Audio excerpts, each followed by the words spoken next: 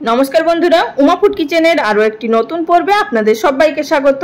आज आमि आपनादेर तैरी करे देखाबो बाड़ीतेई ग्यास ओभेने किभाबे आपनारा मिष्टि रुटी बा बन रुटी तैरी करे निते पारबेन। आर एई मिष्टि रुटी बा बन रुटी बाच्चारा तो पछंद करेई, तार संगे आमादेर बड़ोदेरও भीषणই भालो लागे खेते। कोनो रकम मोल्ड छाड़ा बाड़ीते थाका स्टीलेर बाटी दिएई आपनारा एकेबारे पारफेक्ट भावे तैरी करे निते पारबेन। चलुन ताहले शुरू करा जाक आजकेर এই ভিডিওটি। সবার প্রথমে আমি এখানে একটি মিক্সিং বোল নিয়ে নিয়েছি। এর মধ্যে দিয়ে দিলাম 1 কাপ পরিমাণ দুধ, তার মধ্যে দিচ্ছি স্বাদ অনুযায়ী চিনি। আমি এখানে 3 চামচ পরিমাণ চিনি দিচ্ছি, আপনারা অবশ্যই নিজেদের স্বাদ অনুযায়ী দেবেন। দিয়ে দিলাম হাফ টি স্পুন পরিমাণ ড্রাই ইস্ট। আপনারা অবশ্যই কিন্তু ইস্টের পরিমাণটা এরকমই রাখবেন, বেশি দেবেন না, তা না হলে কিন্তু ইস্টের আলাদা একটা গন্ধ থাকে, গন্ধ ছাড়বে। আর দুধটা অবশ্যই কিন্তু উষ্ণ গরম থাকতে হবে, ঠান্ডা বা খুব বেশি গরম দুধ ব্যবহার করা যাবে না। ভালোভাবে নাড়াচাড়া করে মিশিয়ে ঢাকা দিয়ে রেখে দিলাম 10 মিনিট মতো। 10 মিনিট ঢাকা দিয়ে রেখে দেওয়ার পর দুধের সঙ্গে ইস্ট খুব ভালোভাবে অ্যাক্টিভ হয়ে গেছে। এই পর্যায়ে দিয়ে দিচ্ছি হাফ টি স্পুনের একটু কম পরিমাণ নুন। নুনটা অবশ্যই আপনারা ব্যবহার করবেন, না হলে কিন্তু টেস্ট আসবে না ভালো। আর বন্ধুরা এখানে আপনাদের বাড়িতে থাকা যে কোনো বাটি বা কাপ নিয়ে অবশ্যই মেজারমেন্টগুলো করবেন, এতে করে একেবারে পারফেক্ট তৈরি হবে। আমি যেই কাপ মেপে দুধ নিয়েছিলাম সেই কাপ মেপেই এখানে 2 কাপ পরিমাণ ময়দা ব্যবহার করব। প্রথমে 1 কাপ পরিমাণ ময়দা দিয়ে মিশিয়ে নেব, তারপরে বাদবাকি ময়দাটা অ্যাড করব। আর বন্ধুরা আমি যেভাবে আপনাদের তৈরি করে দেখাচ্ছি, আপনারা যদি ঠিক সেইভাবেই তৈরি করেন, আপনাদেরও এই বন রুটি বা মিষ্টি রুটিগুলো একেবারে পারফেক্ট তৈরি হবে, এইটুকু আপনাদের কথা দিচ্ছি। প্রথমে 1 কাপ ময়দা দিয়ে মেখে নেওয়ার পর তারপরে বাদবাকি 1 কাপ ময়দা এর মধ্যে অ্যাড করে দিলাম। আবারও এটিকে মেখে নেব। আমাদের এখানে এই ডোটা এমনই মাখতে হবে, বেশ কিন্তু অনেকটা পরিমাণ চটচটে থাকবে। আমরা যেভাবে রুটি, পরোটা, লুচি তৈরি করি সেই রকম কিন্তু ডো মাখলে এখানে চলবে না। এইভাবেই আমাদেরকে চটচটে ডো তৈরি করতে হবে। তারপর এখানে সামান্য সামান্য পরিমাণ তেল দিয়ে আমাদেরকে এটিকে একটা স্মুথ ডো তৈরি করতে হবে। আপনারা এতে কিন্তু ভয় পাবেন না যে ডোটা এতটা পাতলা হয়ে গেছে। এবার বন্ধুরা আপনাদের এখানে একটি কথা বলে রাখছি, এটি কিন্তু এই অবস্থায় যতটা মাখবেন ভালোভাবে ততটাই কিন্তু আমাদের এই ব্রেডগুলো খুব ভালোভাবে ফুলে উঠবে। অবশ্যই কিন্তু এখানে একটু ধৈর্য ধরে আমাদেরকে এটিকে মেখে নিতে হবে। আর দেখতেই পাচ্ছেন এখানে আমার প্রায় 1 টেবিল চামচ পরিমাণ তেল লেগেছে, তার মধ্যেই কিন্তু খুব সুন্দরভাবে মাখা হয়ে গেছে। আর কিন্তু হাতে লেগে যাচ্ছে না, কিন্তু তাও খুব সুন্দর একটি চটচটে ডো আমাদের তৈরি হয়েছে। ঠিক এইভাবেই এটিকে ঢাকা দিয়ে রেখে দেব প্রায় 2 ঘন্টা মতো। যেহেতু এখন প্রচুর পরিমাণে গরম পড়েছে, আর এই গরমের সময় বেশিক্ষণ ধরে মেখে রাখার কোনো প্রয়োজন নেই, 2 ঘন্টা মাখলেই কিন্তু অনেকটাই ফুলে উঠবে। আর দেখতেই পাচ্ছেন এখানে কত সুন্দরভাবে ফুলে উঠেছে। এবার আমাদের এই ভেতরে থাকা বাতাসগুলোকে বের করে নিতে হবে। আবারও এটিকে মিনিট 2-3 জন্য হাত দিয়ে মেখে নিতে হবে। ডোটা মেখে নেওয়ার পর এবার একটি বেলুন চাকির উপরে নিয়ে নিয়েছি। আবারও এখানে একটুখানি মেখে একটা রাউন্ড শেপ দিয়ে নেব, যাতে করে আমাদের এখান থেকে পিসগুলো বার করতে সুবিধা হয়। তো বন্ধুরা এখানে ডোটাকে আমরা একটু চেপটা তৈরি করে নেব।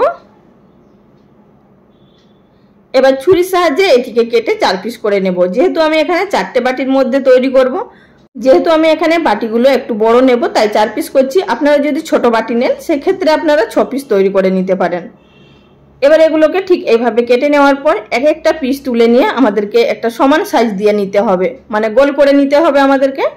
যতটা ভালোভাবে এটিকে গোল স্মুথ তৈরি করে নিতে পারবেন ততটাই কিন্তু উপরের রুটিগুলো পারফেক্ট তৈরি হবে, মানে উপর দিকটা ঠিক ততটাই স্মুথ তৈরি হবে। এবার দেখুন আপনাদের দেখিয়ে দিচ্ছি এগুলো ঠিক কিভাবে করবেন।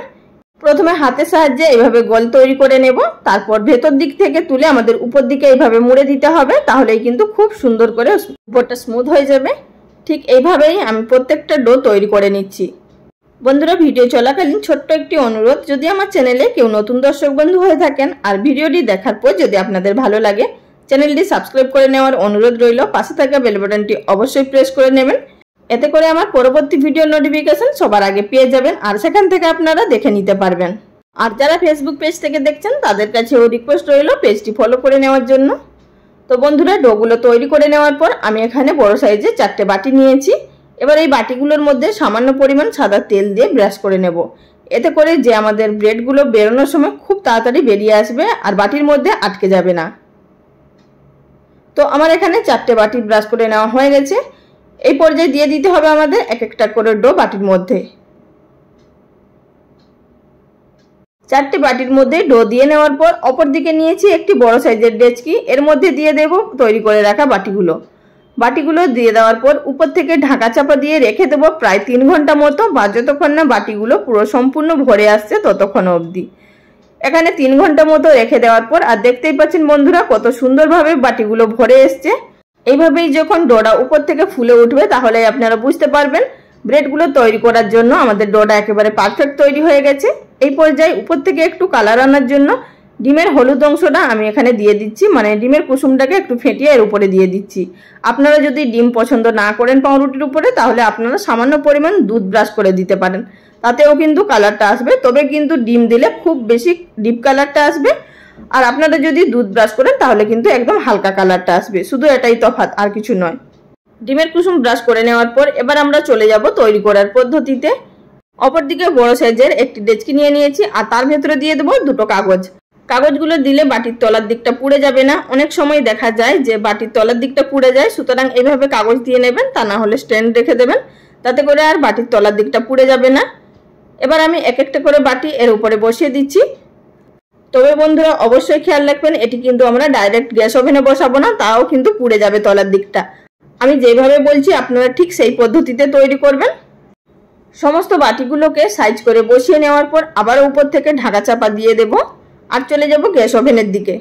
গ্যাসের ওভেনটা জ্বালিয়ে আমি এখানে একটি তাওয়া বা চাটু যেটাই বলুন গরম করতে বসিয়ে দিয়েছিলাম হাই ফ্লেমে 5 মিনিট মতো।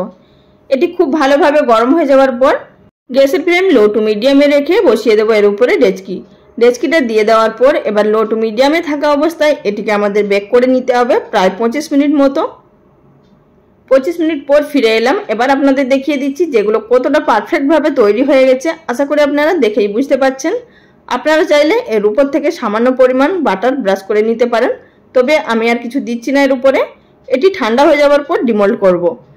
বন্ধুরা ঠান্ডা হয়ে যাওয়ার পর আমি এখানে 2 ঘন্টা মতো রেখে দিয়েছিলাম, তারপর আপনাদের দেখিয়ে দিচ্ছি বাটি থেকে বার করে।